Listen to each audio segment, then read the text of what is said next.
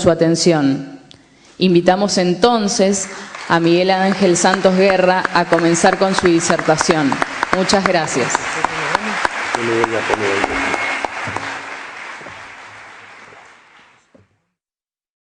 Quiero compartir con vosotros y vosotras algunas ideas, algunos sentimientos, algunas experiencias sobre esta cuestión que diariamente nos concierne, que es la evaluación de los alumnos y de las alumnas. Podíamos también pensar en cómo se evalúa el sistema, cómo se evalúa a las autoridades, cómo se evalúa a las instituciones, pero casi siempre, y esto es un misterio de la evaluación, quienes inexorablemente son evaluados son los más humildes, los más pequeños, siempre los alumnos. Quiero compartir, unas palabras que sean fundamentalmente inteligibles. Inteligibles. Yo digo algunas veces cuando pretendemos demostrar que sabemos tanto, que no nos entiende nada, ¿para qué hablamos? Y algunos salen de las conferencias y lo dicen. Este señor sí que era una eminencia, no le he logrado entender nada, lo que sabe. Quiero que me entendáis. Segundo, quiero que sean palabras motivadoras, palabras que lleven a la mejora de la práctica, que toquen nuestras mentes, pero que toquen nuestro corazón para poder hacer mejor la evaluación. Porque si no, ¿para qué son los cursos? ¿Para qué son las conferencias? ¿Para qué me vengo yo desde España y vosotros desde vuestras casas, desde vuestros centros a esta sesión? Algunos preguntarán mañana, ¿fuiste a lo de Santos Guerra? Sí, llegó tarde, bien. ¿Y ahora qué vas a hacer? Dice, no, acabó a la 1:30, ahora ya nada. Pero entonces, ¿para qué era la conferencia? Si no llega a las aulas, si no llega a las escuelas. Y digo, ojalá podamos con estas reflexiones mejorar. No digo solo cambiar, porque el lenguaje nos tiende muchas trampas. Un amigo le dice a otro, qué pena esta vida, nadie cambia. Y le dice el amigo, no digas eso, que yo he cambiado muchísimo desde el año pasado. Y le replica al amigo, me refería para bien. Ah, había cambiado y empeorado. Pues no cambié. Si empeora, no cambié. Y quiero que sean también palabras amenas. Solo faltaba que después de venir y después de esperar os metiese una paliza que algunos acabasen diciendo, pero ¿por qué habré ido? Y sobre todo, ¿por qué habré esperado? Por eso voy a repetir al empezar esta sesión lo que dijo García Márquez al comenzar una conferencia que pronunció en Madrid hace unos años. Si alguno se aburre durante mi conferencia, puede abandonar la sala. Pero por favor, que lo haga despacito para no despertar a los que estén dormidos. Pues bien, vamos a compartir. Bueno, voy a dividir la sesión en 4 partes. Las veis en la pantalla. Las 4 empiezan por la letra P. P de preliminares, P de patologías, P de propuesta. Esto es lo más importante, propuesta para mejorar. ¿Qué hemos de hacer para mejorar? Y algunas dificultades, algunos problemas que impiden que llevemos a cabo la propuesta. Los preliminares son 7 principios, 7 cuestiones que marcan la comprensión de este fenómeno de la evaluación. Primer preliminar. La evaluación, más que un fenómeno técnico, es un fenómeno ético. Tenemos que pensar a qué personas beneficia y a qué personas perjudica la evaluación, a qué valores sirve y qué valores ataca. Mirar esta transparencia, esta imagen, qué elocuencia. Dice el pie, hemos abierto una escuela igual para todos, que gane el mejor.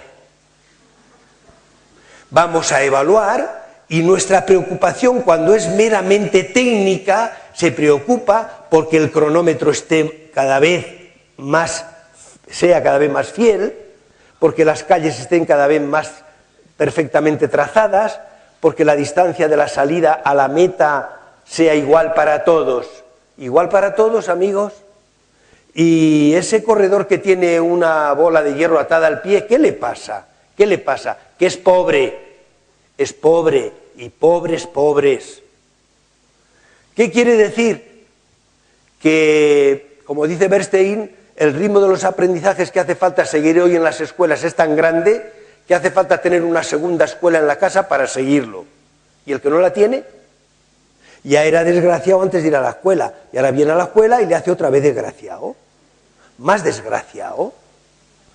Y no olvidéis esto, los niños y las niñas argentinos no tienen derecho solo a escolarización. ¿Sabéis a lo que tienen derecho de verdad? A tener éxito en la escolarización. Porque si tienen derecho a escolarizarse y salen fracasados, y salen humillados, y salen desmotivados, ¿para qué se han escolarizado? Es como si dijéramos, todos los niños y las niñas argentinos tienen derecho a la hospitalización. Y si yo pregunto, ¿y a este qué le pasa cuando va al hospital? Ah, a este se equivocaron en el diagnóstico y empeoró. Este le metieron en el quirófano y murió. Este le dieron una medicación y se complicó. Oiga, ¿para qué ha ido al hospital? Es que no solamente tienen derecho a estar en la escuela, es que tienen derecho a tener éxito en la escuela. ¿Y qué es esa estaca que tiene un corredor atada a la cintura? Pues que tiene un síndrome de Down. ¿Y qué es esa estaca que tiene otro corredor atada al pie? Pues a veces en algunos lugares que es una niña, y como es una niña, y aquí hay muchas maestras, pues la familia dice, bueno, que se nos case bien. Y se casó bien, pero la noche de bodas descubrió que era un maltratador.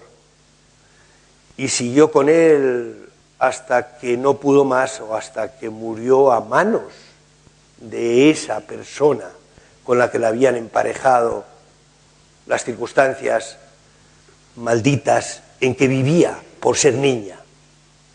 De modo que, atención, porque la evaluación parece que es un fenómeno meramente técnico, cómo puedo medir, cuántas pruebas tengo que hacer, pero tiene un componente eminentemente ético que es mucho más importante. Está claro que a unos corredores de esta carrera este proceso les beneficia y a otros les perjudica, a otros les castiga, que ya estaban, por cierto, bien castigados cultural, social, económicamente. A estas cuestiones no podemos ser insensibles ni los políticos, ni los profesionales, ni los teóricos de la educación. Y mirar esta otra imagen elocuente. Dice el evaluador, para que la evaluación sea justa, todos vais a realizar la misma prueba, vais a subir a ese árbol. Hombre, justa no, será pintoresca o será disparatada, pero hombre, justa, porque cuando dice el evaluador, preparados, listos ya, al árbol, ¿qué hace el pájaro? En un segundo está en la copa. Enhorabuena, pájaro, qué elegancia, qué rapidez. ¿Y qué le pasa al pez? Pues el pez ni lo oyó, el pez ni se enteró.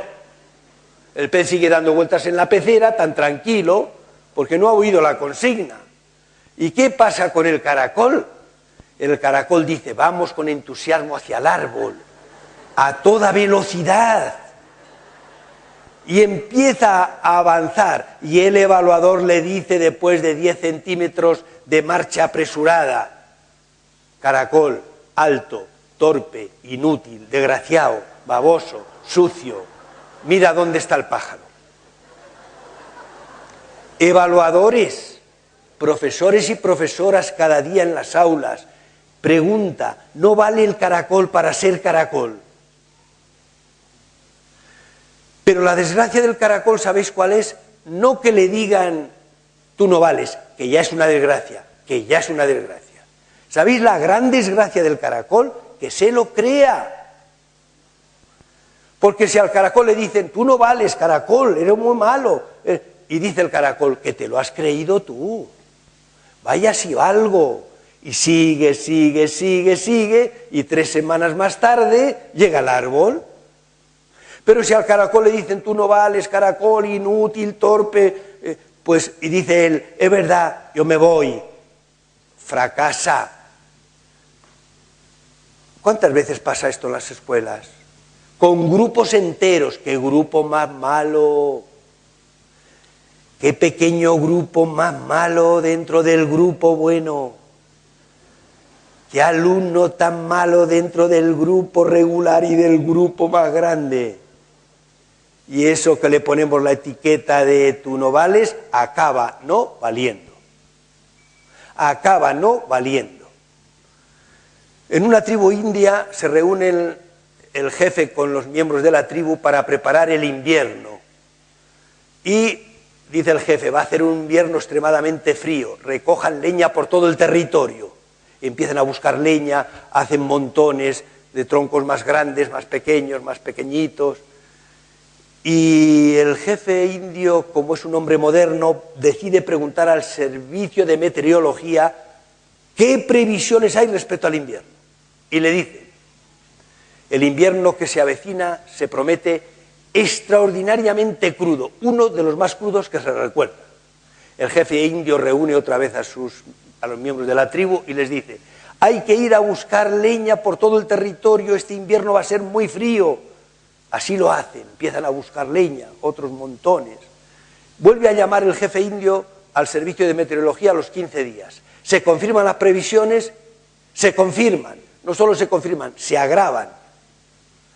Vuelve a reunirlos y dicen a recoger leña, salgan del territorio, hasta los más pequeños trozos, va a haber un invierno muy frío. Así lo hacen. Y entonces el jefe indio está muy intrigado. ¿Por qué el servicio de meteorología sabe con tanta precisión que va a hacer frío? Y llama. Mire, les he preguntado 2 veces por qué el invierno va a ser tan frío y me han dicho, sin dudarlo, de los más fríos que se recuerdan. ¿Por qué lo saben ustedes? Y en el servicio de meteorología le responden, muy sencillo, porque los indios están recogiendo leña como locos. Es decir, que va a hacer frío porque recogen leña y recogen leña porque va a hacer frío. Hoy qué grupo más malo, hoy qué grupo más malo, reprobaron todos.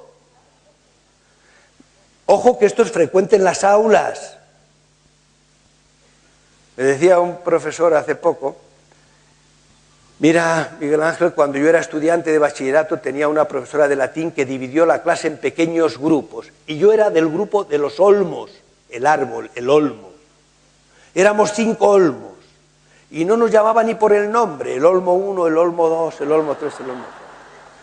Le hice una pregunta que era indispensable, ¿por qué os llamaba a vuestro grupo los olmos? Y dice, porque es que ese profesor decía que no se le puede pedir peras al olmo. Es decir, que les había condenado. Atención, profesores. Quien tiene la capacidad y la autoridad para ayudar a crecer, se dedica a poner una montaña que aplasta. No hagamos profecías de autocumplimiento. En un artículo que os digo enseguida cómo se titula, yo he tenido durante bastantes años una clase de evaluación en la facultad sobre evaluación. Y un día les dije a mis alumnos, contad unos a otros y a mí también, ¿qué os ha pasado con las evaluaciones que habéis recibido en el sistema educativo?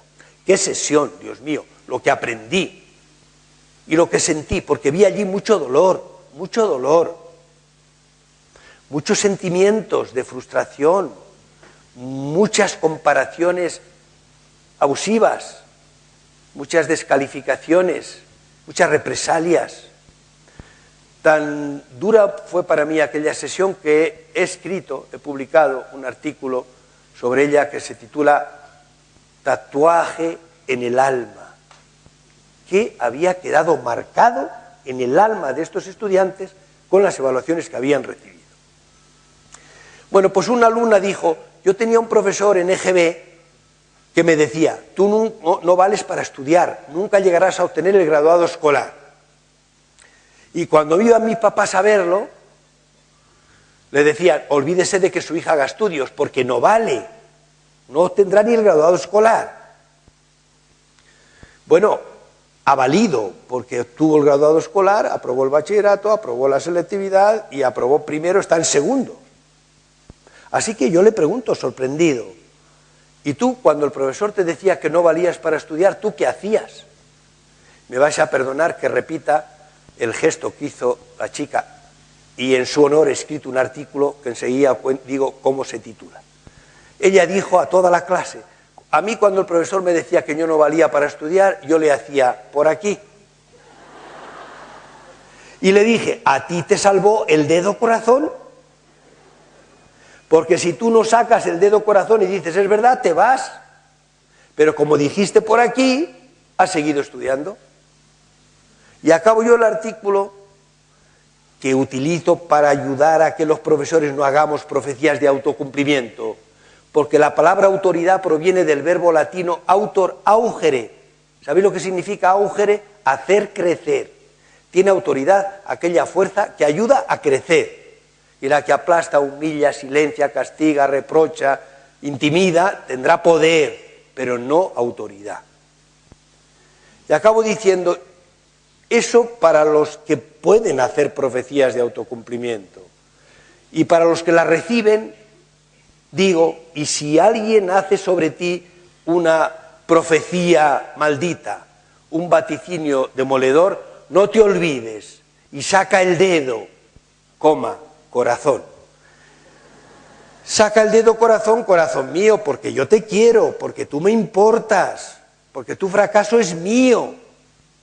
Yo apenas si puedo entender a los profesores que reprueban mucho, los entiendo mal. Pero a los que no entiendo nada es a los que se alegran cuando reprueban mucho.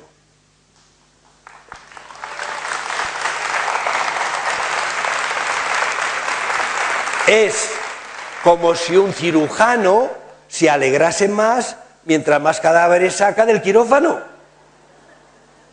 No es que sea un incompetente, que lo es que es un desalmado. Y esta es una tarea que tiene mucho que ver con las emociones, con los sentimientos y con el amor. Mucho que ver, porque es una tarea de comunicación y el aprendizaje solo se puede producir cuando estamos en una disposición emocional favorable al aprendizaje. Por eso yo he dicho muchas veces que los niños aprenden de aquellos profesores a los que aman. Y esto es tan importante que había que estudiar mucho y reflexionar mucho sobre cuál es el mundo de los sentimientos que hay en las escuelas.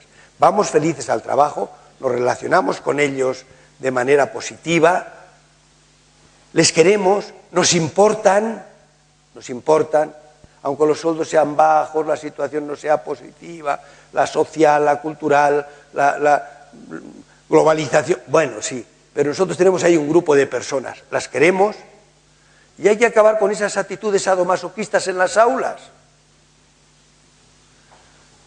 Un masoquista le dice a un sádico, pégame, y el sádico le contesta, ahora no. Qué fastidio.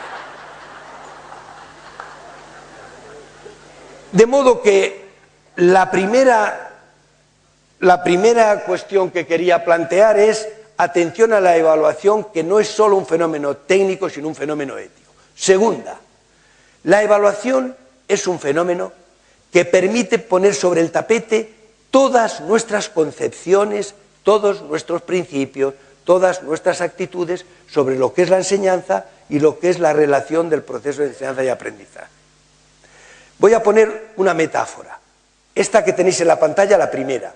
El profesor como escanciador. El conocimiento lo tiene solo el profesor, el agua. El alumno es un recipiente pasivo y la tarea del profesor es echar agua de donde hay a donde no hay. Si yo tengo esta concepción de la enseñanza, ¿cómo será la evaluación? ¿Cuánta agua hay en la copa? Y si no hay agua en la copa, ¿por qué es? Porque no se puso la copa debajo.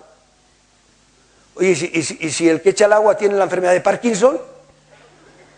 Y si es uno de esos sádicos de los que hablaba antes, que lo quiere hacer difícil, pues ¿de quién es la culpa de que no haya agua en la copa? Pero mirad ahora la segunda metáfora. La segunda metáfora.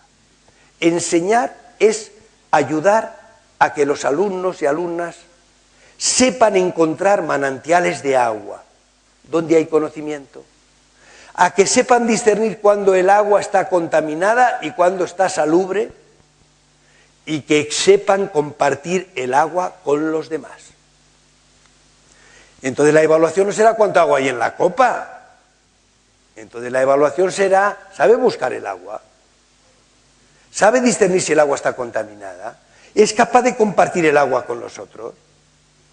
En un librito que tiene el título de la conferencia de hoy, La evaluación como aprendizaje, que tenéis a vuestra disposición, hay un capítulo que se titula sobre este principio: dime cómo evalúas y te diré qué tipo de profesional y de persona eres. Tercer principio. Esta imagen no se ve bien, pero os la voy a transmitir de forma bien clara. En un aula puede haber tareas de, atención, tareas de memorizar, tareas de memorizar, aprender de memoria. 2, tareas de aprendizaje de algoritmos. ¿Qué son algoritmos? Los pasos. Hay niños que saben dividir, saben los algoritmos, pero no han comprendido el mecanismo de la división. Entonces, memorizar, aprender algoritmos, comprender es una tarea más compleja. Cuarta, analizar es más que comprender. Quinta, comparar, opinar con su cabecita, y crear, investigar, indagar. Profesores, yo creo que nadie dudaría. ¿De dónde van a dónde las más potentes?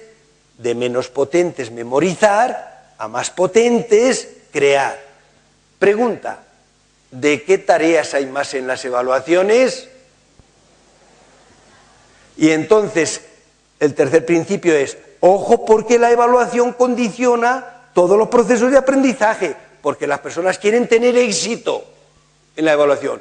¿Y qué hace falta para tener éxito en la evaluación? Repetir. Y si eso es así, estamos potenciando con la evaluación las tareas más pobres. En uno de mis libros de evaluación cuento una anécdota que me transmitió un compañero mío de facultad, que me dijo: Miguel Ángel, estás escribiendo sobre evaluación, mira lo que me pasó ayer con el niño, con mi hijo. ¿Qué te pasó? Llegó a casa y me dijo: papá, he tenido un examen. ¿Qué tal, hijo? Papá, he reprobado. ¿Qué preguntas te hicieron? Dice, eran muchas preguntas, cortitas. Dime alguna pregunta. Y dice el niño: papá, una pregunta era, ¿cómo viven las vacas? ¿Qué contestaste a esa pregunta, hijo? Yo contesté, bien, bien. ¿Y cómo te pusieron la pregunta esa? Esa mal. ¿Y qué tenías que poner para que estuviera bien? Dice, lo que dice el libro. Ah, ¿ya sabes lo que dice el libro? Sí, papá, ya lo hemos visto en la clase. ¿Qué decía el libro? ¿Cuál era la respuesta correcta? ¿Cómo viven las vacas? Respuesta, en ganadería extensiva e intensiva. Lo que dice el libro. De modo que el